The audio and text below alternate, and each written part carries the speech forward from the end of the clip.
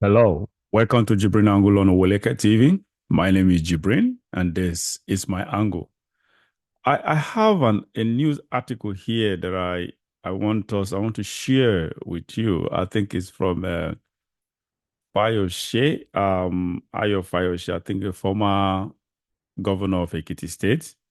Most of us know him.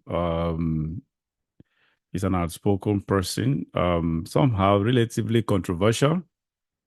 I think I have mixed feelings on over his conduct, either as a governor or since he left governorship administration. So yes, let's read this article. I think the article caught my attention, and I felt the need to actually bring it to my audience, or to the Nigerian audience to be precise.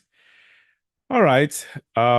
It has to do with Atiku actually. Okay. I've not read the entire article, but the headline attracted my attention. So I felt the need to just actually share it with us and see. I'll probably have an organic reaction, reading and reaction from me as well. It says the headline is why the press will rather call Peter Obi Fayose. Now, I think the headline speaks for itself rather. It's about Atiku, and probably he is Fayose said probably is trying to give the reason or reasons why press will rather speak. That means the bottom line is Peter Obi is more relevant in the current polity than Atiku Abubakar. Anyway, I'm not sure. I think that is what this headline means to me. That's the interpretation of this headline. But let's read on. We'll find out if I'm right, whether I'm right or not. Former Ekiti State Governor Ayodele Fayose was revealed. Okay, sorry, I beg your pardon. Has revealed why the press would prefer to talk to the 2023 Labour Party presidential candidate, Peter Obi, as the voice of the opposition in the country.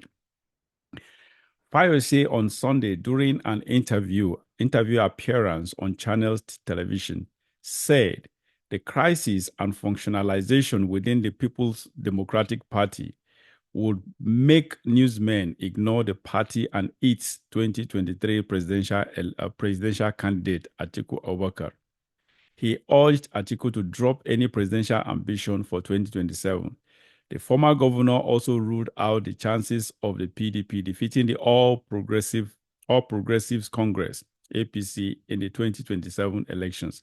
According to him, the PDP is almost non-existent as things stand, and Peter Obi is the voice of the opposition. As I always say, we can defeat the APC, but when we don't have a party again, how can we defeat them? He queried. Fayose further lamented the leadership crisis rocking the PDP. According to him, when we complain about the APC and we don't have a party, and you can say you will do this and that, but when Obi is the voice of the opposition now,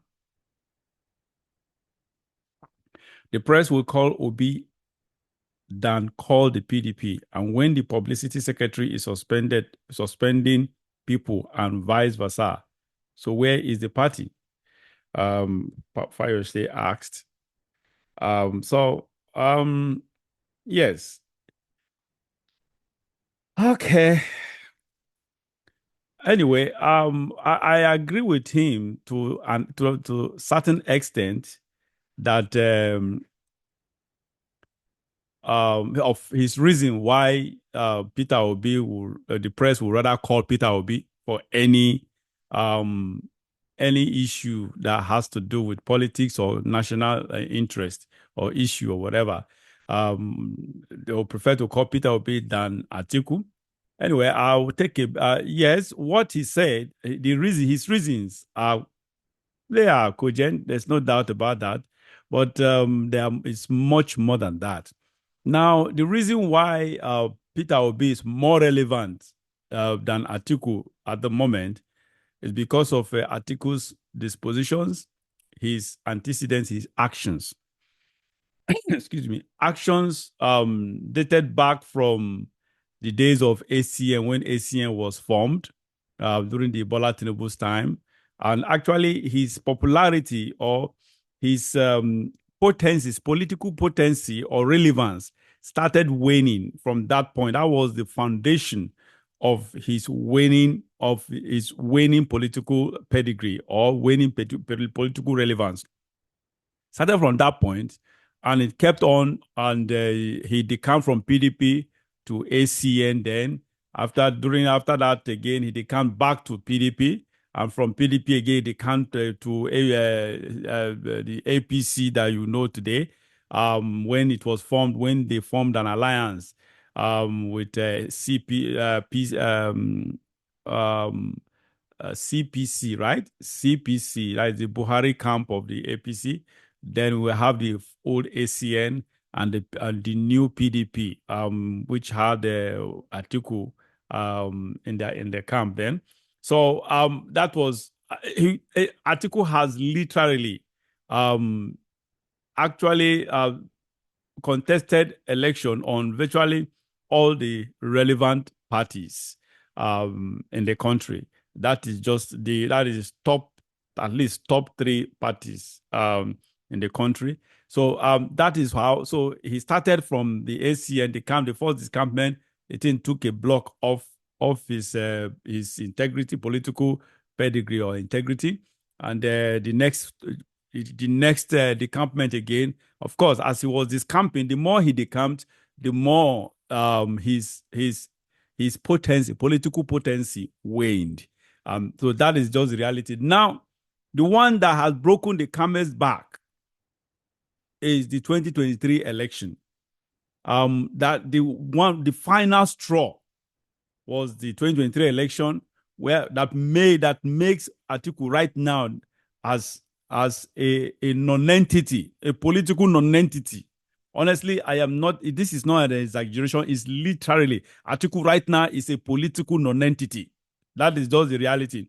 And he built this image for himself. He built this record for himself. He built this disgrace, this embarrassment for himself. And that is just, he has no one to blame.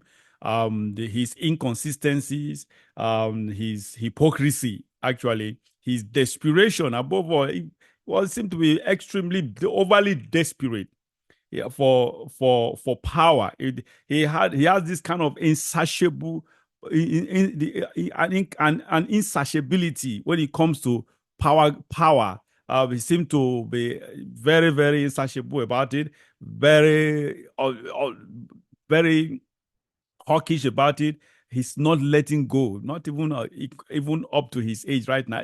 Even considering his age, even for him to even still be considering, honestly, contesting 2027 again, it's I don't know who is advising him. I don't know whether he really advises himself.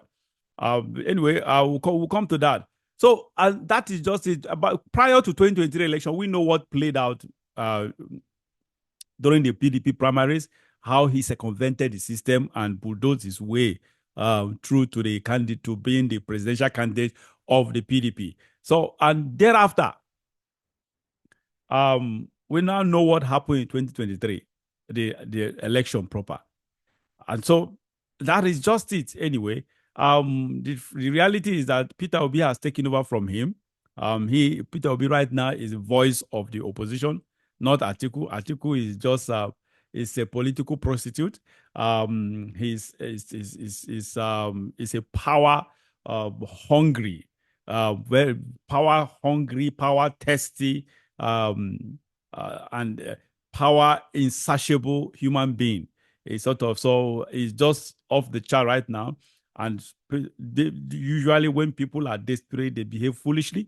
When someone gets desperate, the person becomes foolish in his or her actions or decisions. Any decision made under duress or under pressure or under desperation will always amount to foolishness, because at that point, such person has been beclouded, or is being beclouded by his sense of desperation. At that point, there is no clear vision of what the reality, there is no clear vision of what actually is rational, and between what is rational and what is not rational. It's sort of so that is just the reality. That is what actually made Atiku. Atiku has become, like I said earlier, a political non-entity in Nigeria. You can imagine he was the vice president of Nigeria. There's no doubt about that. A sort of so he should, under normal circumstances, he should a kind of garner some kind of respect from the from Nigerians, a sort of, especially from the power breakers, a sort of so power brokers, rather. So, but the reality is, they said, respect is reciprocal. The moment if you respect yourself, the public will respect you. But that is the reverse has been the case with Atiku Abubakar. He has never respected his actions, his antecedents. Never gave him out to someone that actually respected himself or respects himself. He's just Atiku at this stage, even before the 2023 election, everyone expected him to play the fatherly role, to play the role of an elder statesman. If you wish, the role of a godfather, instead of trying to wrestle and fight with the babes. Babes, I consider no one is a babe by age, but when I say babes, politically, Atiku has been in the political sphere since early 90s, since the era of Abiola, a sort of. So when we have is it PDM during the era at what time? SDP, NRC. So he's been active politically for over 30 years. Sort of. So at this point, I expected everyone would expect Atiku to just retire in politics and be an elder statesman that people come to consult for advice. But no, he wouldn't do that. And even he's not even doing that either come 2027, because his action, his body language again is pointing to the fact that he actually wants to contest again, which is foolish. So Atiku should just go and sit down. Let him go and take care of his retire from politics, and then go enjoy his grandfatherhood with his children and grandchildren, whatever. I don't know why he's just out there. Just I don't know. That man is just unbelievable. So for now, as far as the current the political landscape is concerned, Peter Obi remain the most relevant, even though I have my opinion about whether 2027 Peter Obi will succeed or not, or whatever. Everybody, for those of you who have been following me, my opinion has always been very, very clear. A sort of Peter Obi, there's no doubt he's the most relevant right now. There's no doubt he is the voice of the opposition right now. That will he succeed as the voice of the opposition in 2027? Well, I completely disagree. I completely say it's a capital no for that, to me. And that is just it. For those of you who have been following me, I have had very, very extensive details about my reasons why Peter Obi will not succeed anymore. But as it is now, he is the most relevant force right now. No one knows what will happen tomorrow, and that is just it. Right now, Atiku cannot be compared. He's not on the same energy. It's not on the same oxygen. It's not on political energy or political oxygen. It's not on the same pedigree right now. Right now, he may senior, he may be obese, Peter Obi senior by age or political career or whatever. But at the moment, the Obi has overtaken him in popularity. That's just the truth. It's not something Atiku can measure. It's just his time is past. It's past that. His time was yesterday and not today anymore. And that is my angle.